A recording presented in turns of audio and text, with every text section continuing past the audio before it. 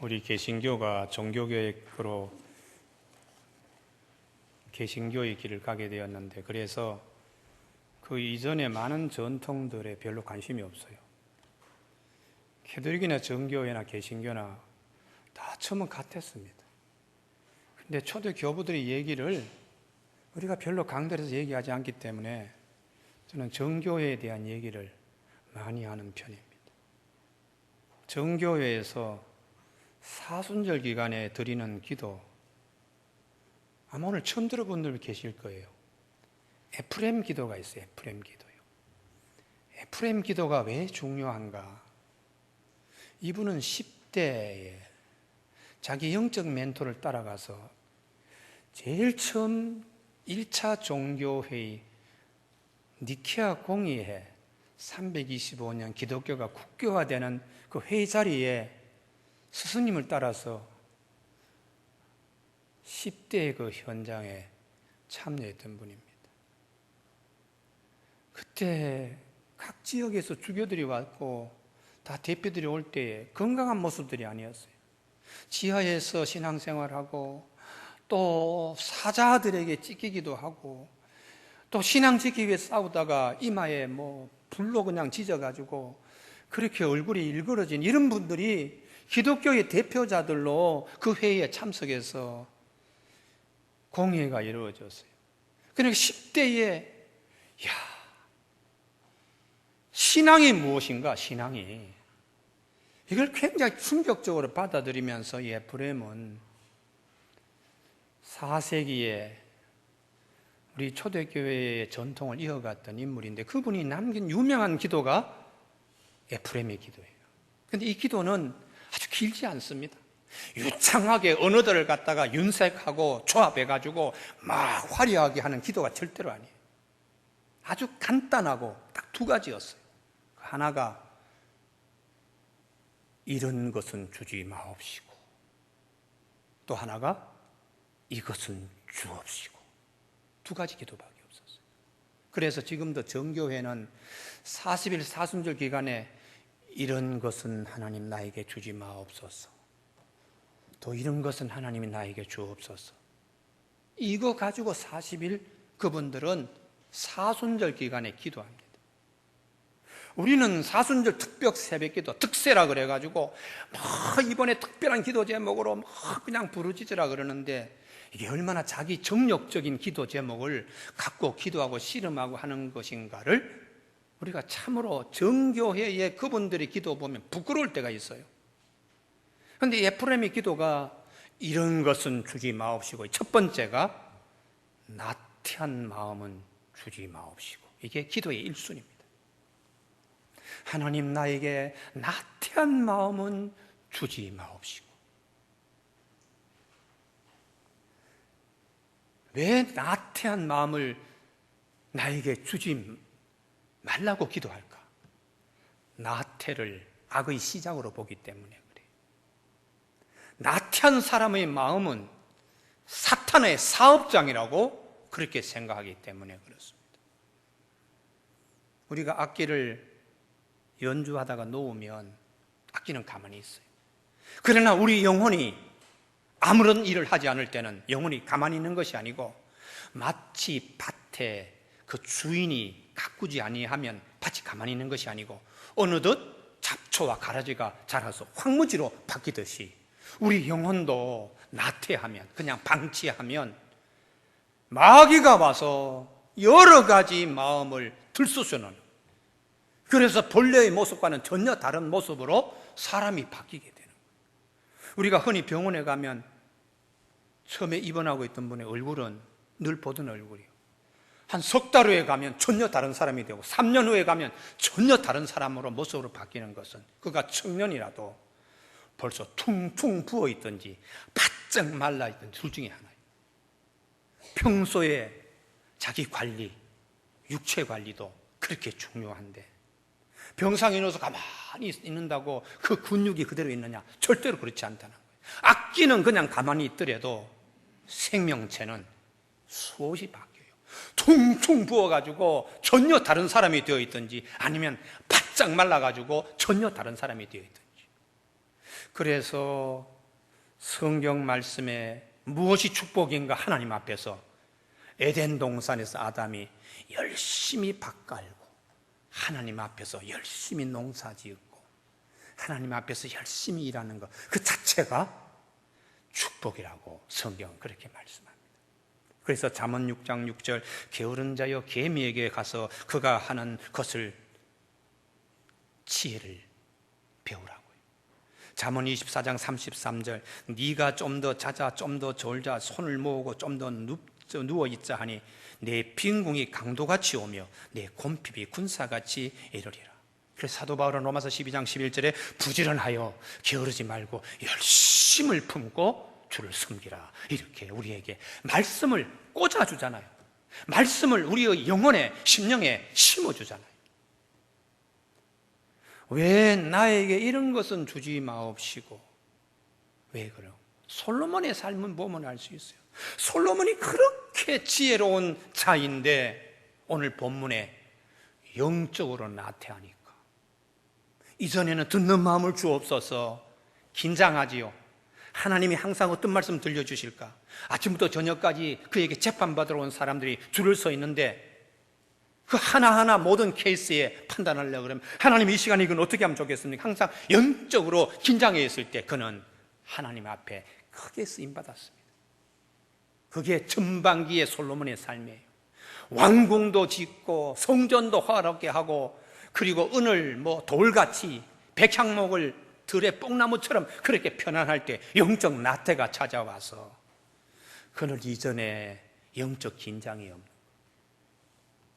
결국은 아들 때 다 잃어버리잖아요.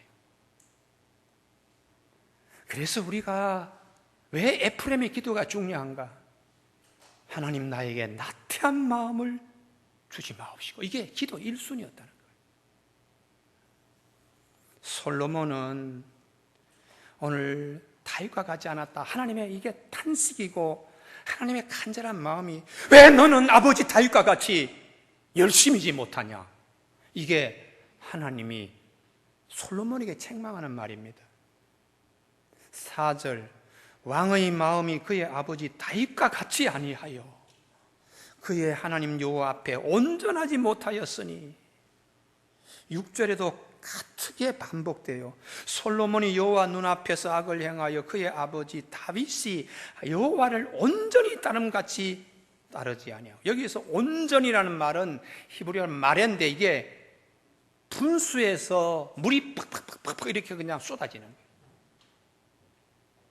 물이요.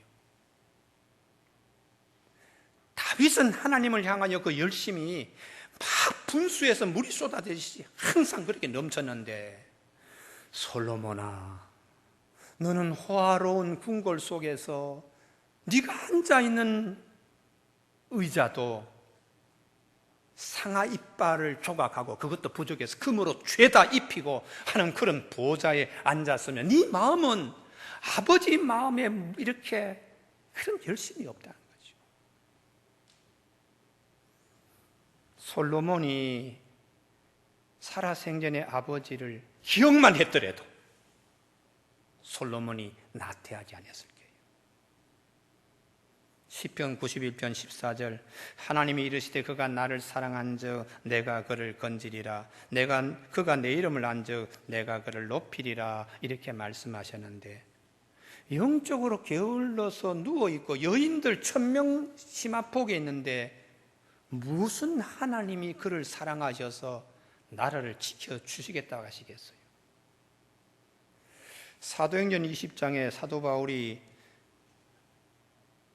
빌립보에서 트로이 전쟁할 트로이 목마 그 드로아로 배 타고 5일 만에 건너왔을 때에 그 드로아에서 아이고 사도 바울 선생님 오셨습니다 하고 소문을 내니까 사람들이 막 모여가지고 저녁에 밤새두고 다음 날 출발할 사도 바울 선생님을 붙들고 부흥회를 합니다. 그런데 3층에 다락에 있던 유도가라는 청년이 낮에 열심히 일하다 보니 몸이 피곤해. 그래도 사도 바울 선생님의 말씀이 마음에 새겨져서 다락에 올라갔더니 밑에서 사람들이 숨 쉬었던 더운 공기, 그리고 산소 부족한 공기들이 위로 다 올라오면서 이 유두고가 잠에 취해가지고 꾸벅꾸벅 졸다가 떨어져서 죽었습니다. 나중에 사도 바울이 기도해서 살렸습니다만은 그 사건에 왜 유두고가 떨어졌을까? 영적으로 잠에 빠졌어요. 그때 옆에서 누가 쿡쿡 이렇게 찔렀더라면 정신 차려가지고 최소한 말씀은 들어오지 않지만 떨어지는 일은 없었을 거예요. 휴가철입니다. 경부고속도로, 영동고속도로, 호남, 천jet, 우리 도로공사에서 낸 여름 휴가철에 가장 많이 사고 난 곳이 천안에서 판교 구간 40%나 40%. 부산에서 출발할 때는 사고 잘 나지 않았고, 목포에서 출발할 때는 사고 잘 나지 않았는데, 주로 이제 다 왔구나 하고 긴장을 놓는 순간 잠이 찾아와. 그때 그냥 몇중 추돌하고 가족 식구들 다 그냥 병원 가고, 휴가 차라리 안 갔던 것보다 못해요. 단 한 가지, 운전수 옆에 있는 조수가 쿡쿡 찔러만 줬더라도 영적 멘토가 얼마나 중요한데, 영적 멘토. 교우 여러분, 솔로몬 너무 똑똑한 사람이요, 누구 얘기 듣지도 않아요. 그러나 그에게는 돌아가신 아버지 다윗이 그에게 보여준 그림이 있어요. 그림. 그걸 늘 마음에 모시고 있을 때는 솔로몬이 나태하지 않았어요. 아버지가 마지막 세상을 떠나면서, 얘야, 내 일생의 소원이 하나님 성전 지은 것인데 하나님이 못하게 하시는구나. 너는 반드시 성전을 아름답게 하나님께 지어서 올려라. 이 유훈을 솔로몬이 유훈 통치 아래서 다윗이 한 말을 늘 마음에 새기고 있을 때는 솔로몬에게 어려움도 없고 흐트러짐도 없었어요. 그런데 다 하고 난 다음에 마음속에 영적 멘토도 없는 거예요. 이게 솔로몬의 경우만이 아니라 유다왕 요아스의 경우에도 그렇습니다. 요아스는 한참 후대 왕인데 잘못하면 죽을 뻔했습니다. 북에서 남쪽으로 시집온 아합의 딸 아달랴라고 하는 이 사람이 여왕이 되어가지고 남쪽의 유다의 씨들을 다, 왕자들을 다 죽였어요. 그때 1살짜리가 피신해서 유모의 품에 피신되어 고모부 제사장 여호야다의 성소에 6년간 숨어서 길러집니다. 7살이 되었을 때 고모부가 그 악한 여왕을 내몰고 이 어린 왕을 왕으로 세우는데 영적 멘토가 되었어요. 7살짜리가 뭘 알겠습니까? 그러나 고모부가 제사장이 되어서 그 일은 하나님 앞에 이렇게 하는 거요, 저렇게 하는 거, 영적 멘토가 되니까 이 고모부 여호야다가 130세까지 살았는데 그가 죽을 때까지 요아스가 참 착한 일을 했어요. 그런데 고모부 여호야다가 딱 130 죽고 난 다음에 요아스가 급속히 변질되었어요. 어느 정도로 변질되었는가? 성전에다 궁궐에다가 바알과 아세라 신상을 세워가지고 섬기는 거요. 우리로 보면 기독교 대통령이 갑자기 일본의 남녀 호랑갱꼬를 섬기는 것과 똑같은 거예요. 그러니까 그 고종 사촌인 여호야다의 아들 스가랴가 임금님 정신 차리시오. 어떻게 임금이 되었고 어떻게 우리 아버지 여호야다가 당신을 위해서 얼마나 기도하고 130에 돌아가실 때까지 당신의 영적 멘토가 되었는데 지금 이렇게 합니까? 하고 직관했다고 그를 성전 뜰에서 돌로 쳐 죽였어요. 그래서 이 스가랴가 마지막 죽으면 피를 흘리며 하나님 너무 억울합니다, 내 원수를 좀 갚아주십시오 하고 죽었어요. 그런데 이것을 예수님이 오셔서 누가복음 11장에서 우리 유대인들에게는 이런 죄가 있다, 아벨에서부터 시작하여 형이 돌로 아우를 쳐 죽일 그때부터 스가랴야 성전에서 돌로 얻어맞아 죽은 이 사가랴까지 하여튼 우리에게는 악이 있다. 요아스나 솔로몬이나 영적 멘토 깨어있을 때는 잘했습니다.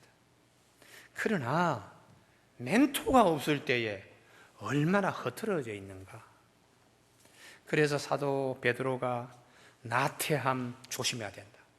베드로전서 5장 8절에 근신하라 깨어라 너희 대적 마귀가 우는 사자같이 너희를 두루다니며 삼킬 자를 찾나니 너희는 믿음을 굳게 하여 그를 대적하라. 이렇게 말씀하셨습니다. 솔로몬에게 있어서의 가장 중요한 깨워주는 도움이 영적 멘토는 말씀입니다. 말씀. 오늘 2절 말씀에 여호와께서 일찍이 이 여러 백성에 대하여 이스라엘 자손에게 말씀하시기를, 이미 벌써 하나님은 다 말씀해 두셨다는 거예요. 너희는 그들과 통혼하지 말며 그들도 너희와 서로 통혼하지 하게 하지 말라. 그들이 반드시 너희 마음을 돌려 그들의 신들을 따르게 하리라 하였으나 솔로몬이 그들을, 이방 여인들을 말씀을 무시하고 여인들이 더 좋아하고는 치마폭에 안겼다는 거예요. 1000명을 다 매일 밤 데리고 자는 건 아닙니다. 당시에 임금이 저 지방 누가 반란을 일으킬까봐 그 집의 딸을 자기 처로 삼아요. 볼모로 잡아놓으면 그 지역에서는 반란이 없어요. 1000명을 다 그렇게 잡아가지고 볼모로 데리고 있으면 그 지역 반란이 없죠. 이게 벌써 솔로몬이 자신이 없다는 거죠. 하나님 의지하지 않고 세상적인 방식으로 나라를 통치하겠다고 변질된 거예요. 그래서 우리가 하나님의 말씀은 아주 분명합니다. 거기는 가감이 없어요. 타협이 없어요. 그런데 우리 마음은 그냥 슬쩍이 뒤로 물러놓고 자꾸 딴 것을 추구하다가 결국은 전체를 잃어버리는 거예요. 제가 여름에 늘 얘기를 하죠. 개가 두 가지가 있다. 하나는 견이 있고 하나는 구가 있는데, 견은 인격적인 교감이 된다. 사냥견, 애완견, 군견. 그러나 구, 황구, 이 멍청한 것은 인격적인 교감이 잘 안 돼. 그래서 도둑놈이 와서 낚싯바늘에다가 기름이 번질번질한 삼겹살 톡 던지면 와서 톡 이렇게 물다가 혓바닥에 바늘 탁 꽂혀가지고 그 다음부터는 이리 와 하면 꼼짝없이 침 질질 흘리며 보신당 감으로 가는 거예요. 그런데 애완견, 사냥견, 군견, 견이 들어간 것은 딱 삼겹살보다 더 좋은 미끼가 오더라도 딱 보고는 분별하는 거 안 먹습니다. 그래서 진돗개라는 거예요. 진돗개. 말씀 위에 다른 것이 우리에게 턱 미끼로 왔을 때에 예수님이 본을 보여주셨잖아요. 배가 무척 고팠을 때에 마귀가 와서 당신 하나님의 아들이 돌을 떡으로 만들어 먹어라. 충분히 하실 수 있습니다. 그래도 주님이 기록된 말씀으로 사람이 떡으로만 사는 것이 하나님의 입에서는 모든 말씀으로 산다고 그 유혹에서 벗어나잖아요. 이게 하나님의 아들의 모습이 되어야 된다는 거예요. 내가 배고프다고 얼렁뚱땅 돌을 바꿔서 떡으로 만들려고 하는 일이 수없이 그런 유혹들이 많잖아요. 그러나 그런 유혹에서 벗어나야 돼요. 금요일 저녁에 금요기도 끝나고 우리 도장로님이 책을 한 권 주셨어요. 이거 보니까 박래창 장로님의 일생을 정리하는 일대기더라고요. 목사가 토요일 날 설교 준비 열심히 해야 되는데 저는 보통 화요일 날 늦으면 목요일 날 설교 거의 다 해놓고 그냥 하기 때문에 토요일 날 다시 다듬어야 되는데 그 장로님 일대기를 제가 아침부터 오후 3시까지 다 읽었어요. 제가 그 읽은 이유는 어려울 때 똑같이 구두 닦기로 시작하였는데 한 분은 지금 방송에 몇백억 재산 빼돌리고 어떠고 저떠고 먹칠하는데, 이 장로님은 내용 전체를 보든지 우리 통합직의 장로님 가운데 귀감이 되어서 내가 그랬습니다. 저런 장로님 같으면 우리 노회장 시켜도 괜찮다고. 삶이 세상적이지 않아요.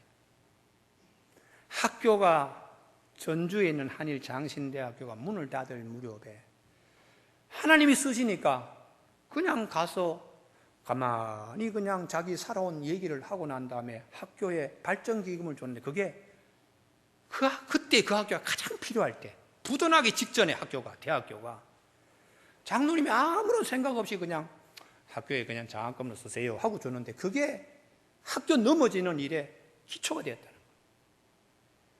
그리고 종합대학 승격되어서 도서관이 있어야 되는데 학교가 도서관을 지어는 도저히 누구한테 부탁을 못해서 총장이 이 장로님께 전화했다는 거예요. 이 도서관 공사 대금을 주고 종합학교 승격을 해야 되는데 장로님, 이만한 거액이 필요합니다. 장로 처음에는 얼떨떨 해가지고 야, 그 많은 돈을 내가 어떻게 되나. 근데 부인 권사님이 합시다. 당신의 은퇴자금, 어디에 투입된 수십억의 은퇴자금 반토막 날 정도, 지금은 팔면 포기하면 반토막인데 그래도 정리해서 학교에 기부했다는 거예요. 내가 그래서 똑같은 박 장로님이지만은 한 분은 참 우리가 존경하고 한 분은 방송에 나와서 아이고 또 저 얘기 또 나오네. 딱 한 가지입니다. 세상과 타협하지 않는 거예요. 남들이 다 정치자금 만들어가지고 갖다 준다고 뭐 그냥 그러다가 그게 세무조사 하는데 걸리면 그 다음부터는 전체다가 문제가 되죠. 벌써 그렇게 되면 세상적인 방법을 도입해서 하기 때문에 여기를 찔러보고 저기를 찔러보면 자연적 걸릴 수밖에 없어요. 그래서 우리 신앙생활 할 때에 회색지대는 없다. 회색지대. 지금은 내가 그물도 버리고 부친도 버리고 배도 버리고 아깝지만 예수를 따르는 일에는 하나 정도, 둘 정도 같이 조합해서 회색지대, 타협이라는 것이 없다는 거예요. 하나님과 재물 둘 중에 하나 섬겨라. 다 같이 겸하여 섬길 수가 없다. 이렇게 성경이 말씀하고 있습니다. 우리는 영적인 나태함이 세상적인 방법으로 찾아온다.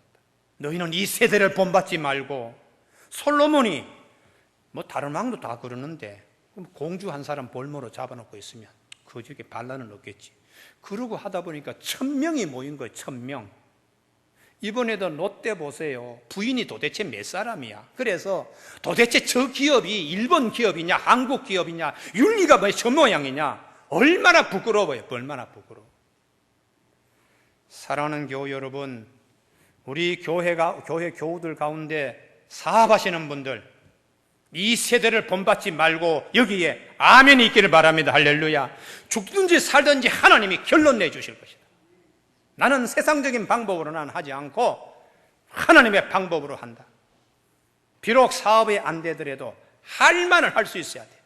나는 하나님의 방식으로 했는데 뭐 이렇게 손해봐가지고 나 대문 닫게 되었다, 문 닫게 되었다.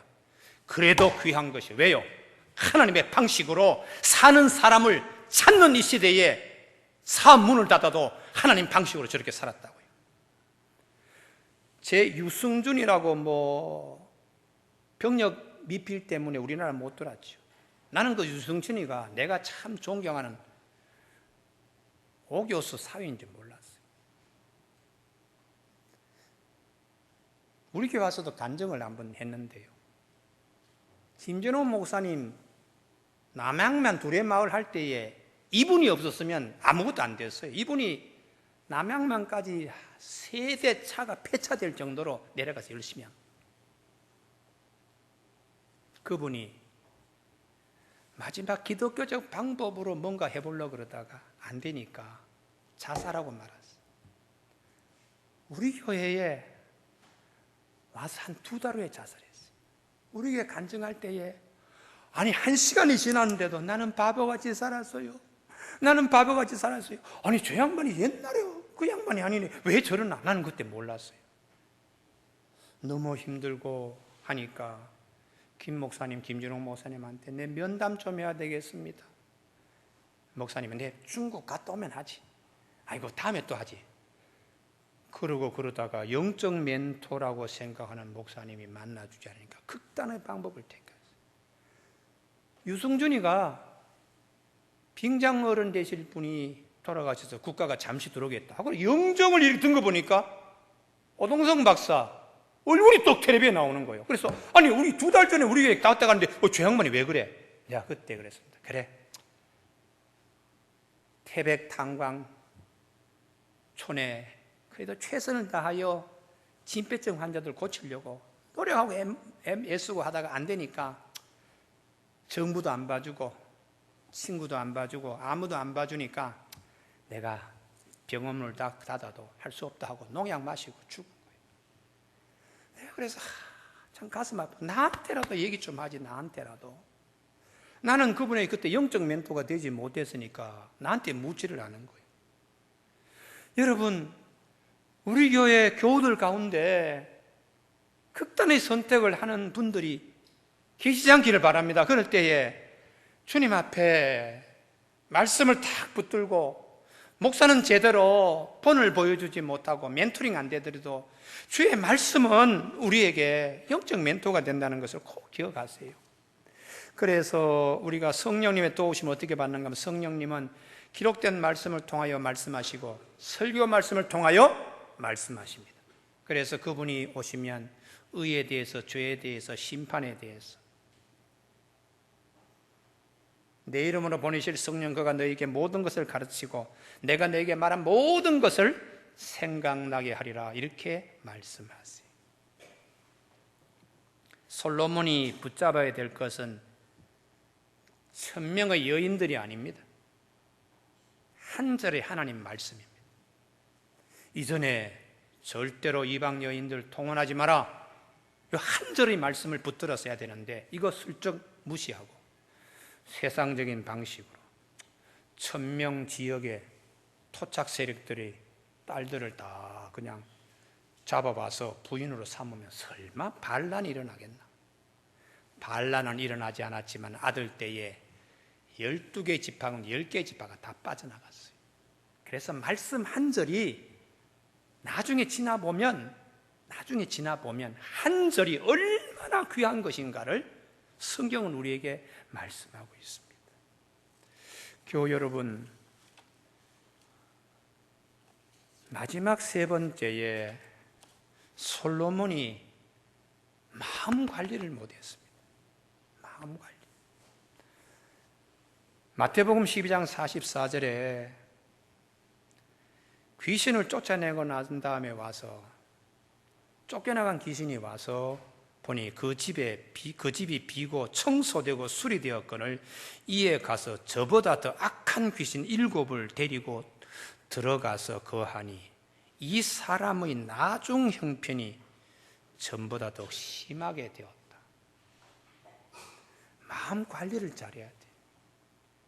언제 또 마귀가 들어오고 언제 나를 갖다가 유혹하는 악한 영이 들어오는지 관리를 잘해야 되는데 나중에 솔로몬이 나이가 많으니까 본인 컨트롤 능력이 없어. 유언을 남기더라도 그 육성이 진짜인지 강압적인 건지 분별 안 된다고 지금 그러잖아요. 마찬가지로 솔로몬도 나이가 너무 많으니까 여인들이 그 다음에 어떻게 했는가? 솔로몬의 마음을 돌렸다고 되어 있습니다. 우리 4절에 보면 솔로몬의 나이가 많을 때 그의 여인들이 그의 마음을 돌려, 이게 마음을 돌리다는 히브리 원어는 밀가루 반죽을 해가지고 이걸 주무리는 걸 얘기를 해요. 그 솔로몬 누구 얘기도 듣지 않을 만큼 똑똑했던 그 솔로몬이 나중에는 눈도 흐리고 정신 판단이 흐릴 때 그 이방 여인들이 솔로몬의 마음을 밀가루 반죽 주무르듯이 이리 와요, 여기 절하세요, 꿈뻑, 저기 가서 향 드리세요, 꿈뻑, 그러고 돌아다녔는데 그것을 원전은 얼마나 희화화시키고 있는가 하면은 솔로몬이 그들의 신들을 따르게 하였다 하는 말씀이 거기 있지요. 4절에 보면 마음을 돌려 밀가루 반죽 주무리듯이 솔로몬 마음을, 그리고 다음에 다른 신들을 따르게 하였다. 이거는 큰 메뚜기에 작은 메뚜기, 암컷의 수컷 작은 것이 올라 이렇게 타가지고 돌아다니는 거 있죠. 그것을 얘기하라는 거예요. 그 똑똑한 솔로몬이 그런 큰 메뚜기 뒤에 작은 메뚜기 올라타고 이렇게 뒤따라다니듯이 그런 꼴이 되었다는 것이. 여러분, 그래서 우리가 마음 관리를 잘 해야지. 삼손도 제일 마지막에 무너졌어요. 그래서 우리가 기도할 때에 하나님 제발 나태하지 않게 하여 주옵소서. 하나님 열심을 품게 하여 주옵소서. 하나님 말씀을 가볍게 여기는 마음이 오지 않도록 해 주십시오. 말씀을 전부로 여기는, 그게 다윗의 삶이에요. 다윗의 삶. 내가 있는 왕궁에 말씀을 갖다 모심으로 이 우주 전체의 지구의 중심이 된다는, 그래서 다윗이 법궤를 예루살렘 성에 가져온 거죠. 하나님, 내 마음에 다른 것이 들어오지 않도록 오직 하나님 중심으로 살도록 깨어있는 영성이 아주 분명한 그리스도인 되게 해주십시오. 이런 기도가 오늘 우리 이 8월 달에 있어야 되지 않겠는가. 사랑하는 교회 여러분, 아브라함은 하나님의 친구라 그랬어요. 야고보 사도가요. 우리 모두가 하나님의 벗이 되고 하나님과 항상 대화하고 하나님의 사람이 되는 우리 아름다운 동산교회들 다 되시길 주님의 이름으로 축복합니다. 기도하시겠습니다.